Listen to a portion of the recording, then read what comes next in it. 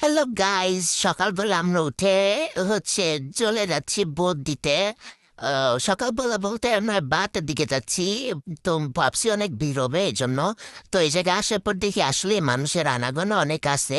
তারপরে এখানে ধানের শীষের থেকে আমরা টোকেন নিয়ে আনিছি, কিন্তু আগে সিরিয়াল নাম্বার জানতাম বেশিক্ষণ লাগে নাই, নিয়ে দৌড় দিছি। দাম গড়িয়েছে টোকেন।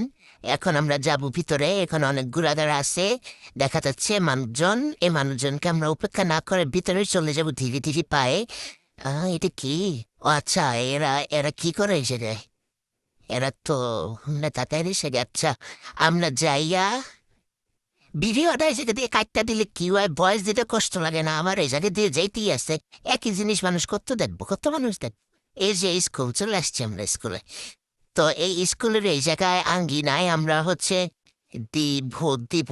এখানে আমরা পড়ে গেছি এই জারহাজ আব্দুল মজিদ খান কি কমপ্লেক্স। আগে স্কুল ছিলাম, কমপ্লেক্স বানাই দিছে বেটারা। আচ্ছা, ভিতরে আমাদের ভোট ফোন নিতে দেয় না, ফোন অফ করে দিছে, তাই কোনো ভিডিও করতে পারিনি আমরা।